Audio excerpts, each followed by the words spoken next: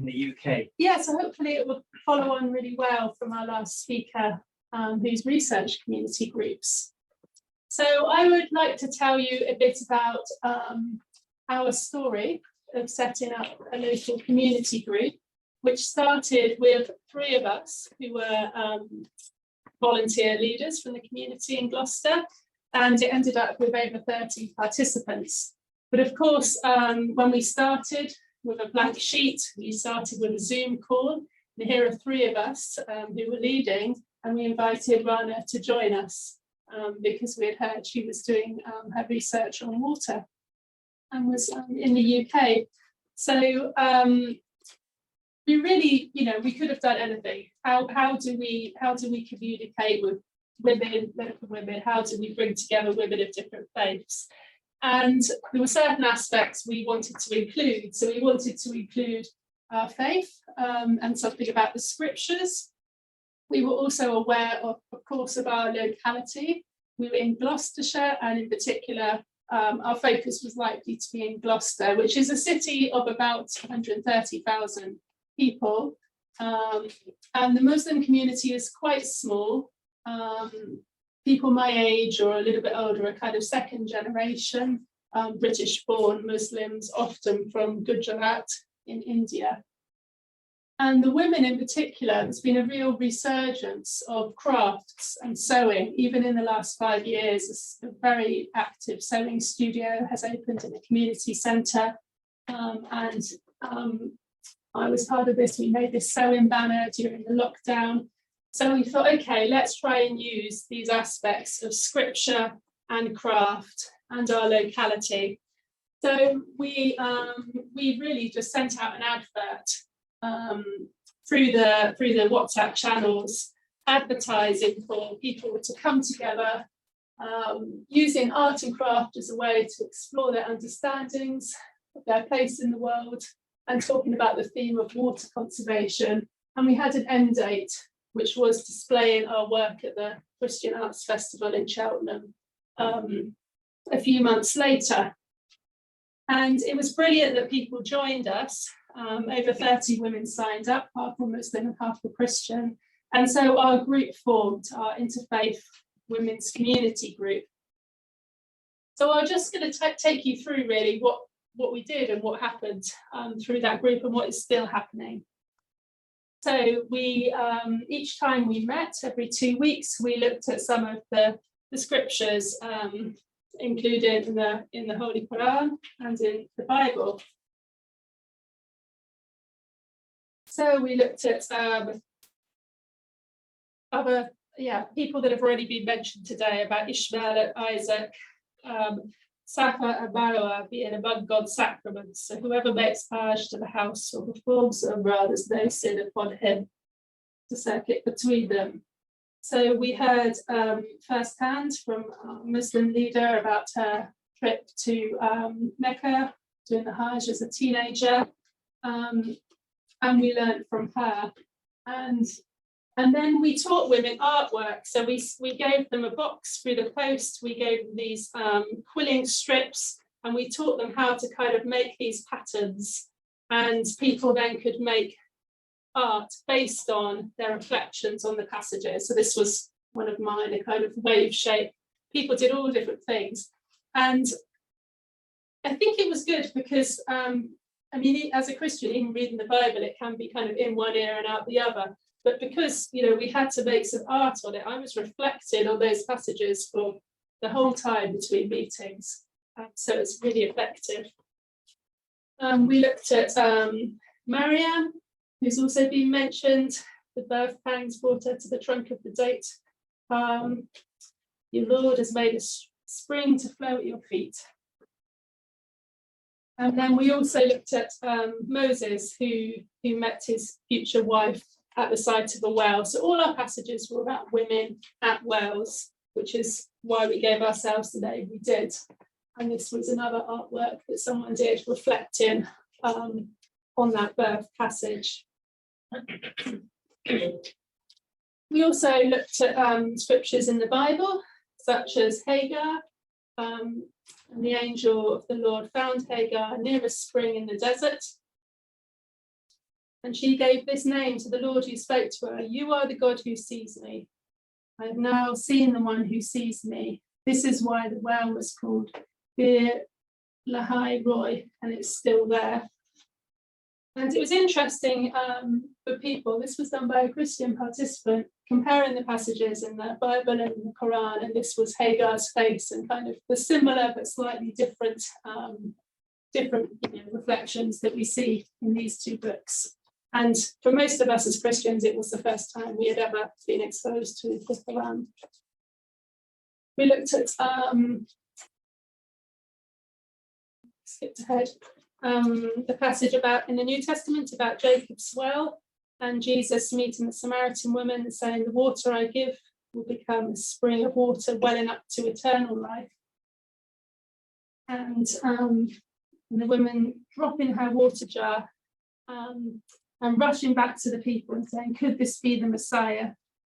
And so some people made these crafts based on that passage of the water jar being dropped and reflections about it. But as I mentioned, Rana was invited to attend our first meeting and told us a little bit about Jordan. So it was also an experience for us to look at the physical aspects of water. We kind of intertwined it together. And we heard many facts about Jordan dropped into our WhatsApp group chat at different times. For example, that whereas in the UK we have water for 24 hours a day, in Jordan it's often 24 hours a week. So I challenged the women, could anyone make a piece of art just with 24 strips of paper? So this pattern here just had 24 strips of paper in it. And it became the front cover of our book, which I'll hand round in a minute for you to look at. We had someone, well, as I mentioned, quite a few people with parents that had grown up in India. One woman wrote, and well, actually she spoke, she said, "The thing about water, my mum used to carry those pots on her head. There were 6 siblings, how much water they would have needed in those pots.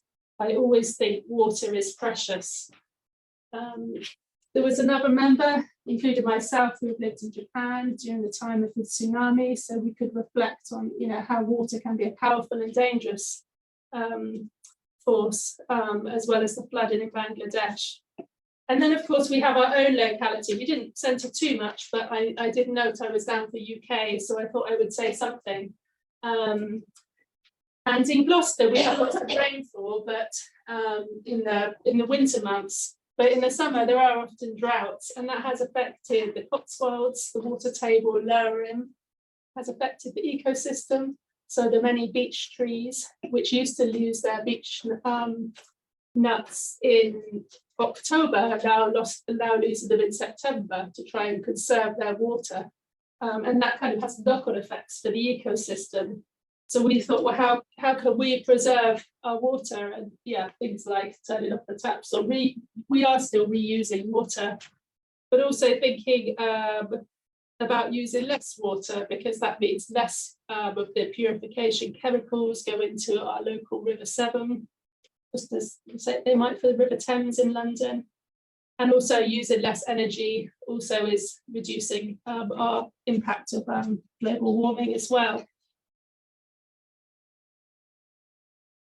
So we reflected quite a bit on our Earth, and I will hand round just have a little flick as I speak.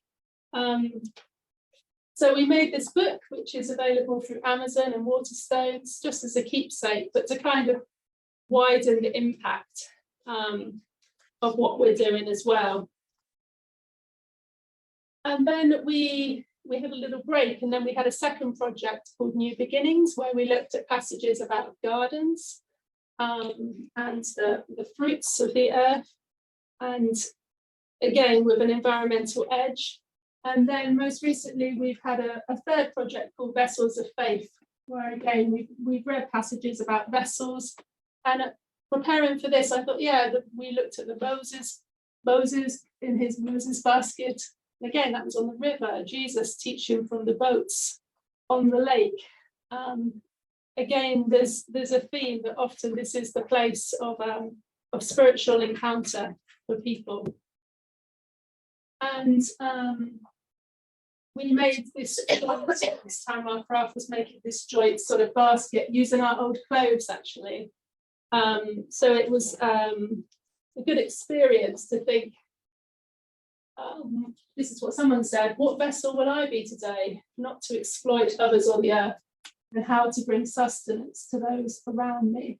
So we kind of move sometimes between the spiritual and the practical and the internal on different levels. This is just a quote from a late Christian pastor. He said, when Christians take the earth seriously, people take the gospel seriously. And I'm sure that it's Islam as well. And as we wanted to widen the impact, beyond our relatively small group of people, I suppose there's a dual purpose of raising the environmental awareness, but also of sharing our faiths with the wider community. And we were fortunate we were invited to hang our quilling banner in the local university chaplaincy space, where it was used in different meetings. And then it moved onto the Open Studios, which is a public secular art exhibition. It moved to a church, which is kind of like a museum in our city, where it was probably seen by 5,000 people last summer, and it's currently hanging in the Museum of Gloucester. And then the BBC called, would I go on the radio? So hearing the lady earlier speaking from her country about the internal kind of not internal, the online presence and the non-online presence, it just reminded me that sometimes one opportunity leads on to another. And when you work with people like the museum, you have great graphic designers too, which is nice. So this is what people can currently go and see. So, how am I doing time? Yeah, not too badly, unless my watch is starting to lose time. A couple more minutes. Right, I'm going to move on to a video that we made. So just sit back, have a non-cerebral experience for a few minutes. Bear with a moment. And it displays so.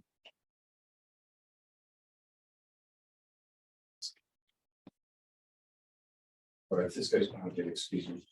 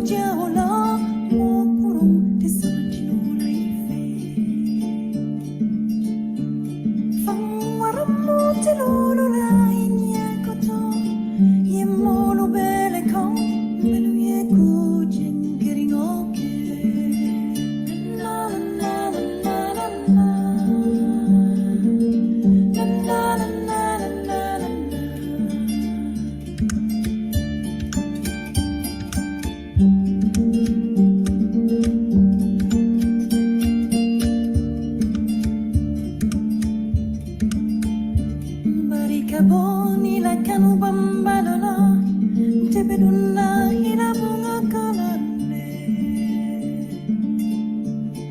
Besujudila, ila bung sebungata. Katuite muna hala, naman solina. Naman solina hala, naman solina.